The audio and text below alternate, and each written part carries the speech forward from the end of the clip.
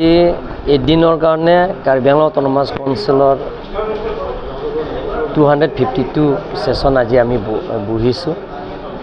ইয়াত পৃথিৱীৰ ভিতৰত জনপ্ৰিয় গায়ক আৰু কালচাৰেল আইকন বুলি কয় আমাৰ মাজৰ পৰা হেৰাই গ'ল জুবিন গাৰ্গ। গতিকে জুবিন গাৰ্গত আমি অবৈচাৰী ৰেফাৰেন্স আনিছোঁ। আজি আমি প্ৰস্তাৱ লৈছোঁ তেখেতৰ ন্যায় পাব লাগে আৰু তেখেতৰ বিধি আত্মা শান্তি হ'ব লাগে বুলি আমি সৰ্বসন্মতিৰে আমি ভগৱানৰ ওচৰত প্ৰাৰ্থনা কৰিছোঁ। লগতে আজি পবিত্ৰ সদনত আমি সিদ্ধান্ত লৈছোঁ প্ৰত্যেক LA সমষ্টিত প্ৰত্যেক বিধানসভা সমষ্টিত জুবিন গাৰ্গৰ প্ৰতিমূৰ্তি আমি বহাম বুলি আজি পবিত্ৰ সদনৰ মই ঘোষণা কৰিলোঁ। কাৰ্বি আংলঙৰ 5টা বিধানসভা সমষ্টিত আছে, সেই 5টা বিধান সমষ্টিতে আমি জুবিন গাৰ্গৰ প্ৰতিমূৰ্তি আমি বনাম।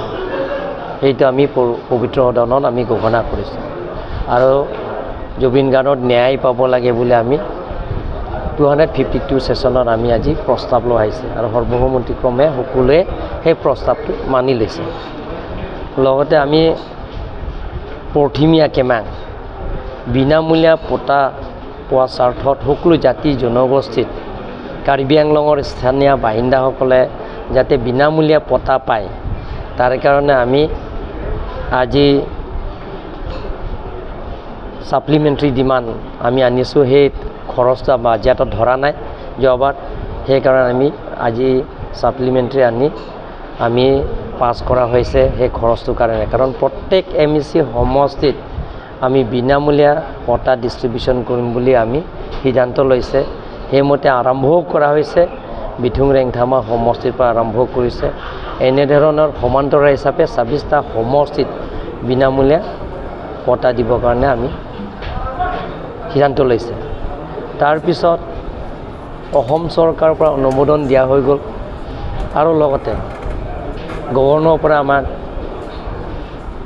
নটিফিকেশ্যন আহিছে যাতে কাৰ্বি লেংগুৱেজটো অফিচিয়েল লেংগুৱেজ হিচাপে আমি আজি 252 সেশন আজি আমি পাছ কৰিছোঁ, যাতে 2026ৰ পৰা প্ৰত্যেক কাৰ্যালয় আৰু কাৰ্যালয়তে যে কাৰ্বি লেংগুৱেজটো অফিচিয়েল লেংগুৱেজ হিচাপে আমি ঘোষণা কৰিছোঁ আৰু এইটো অসম চৰকাৰৰ পৰা আমাক অনুমোদন দিয়া হৈছে।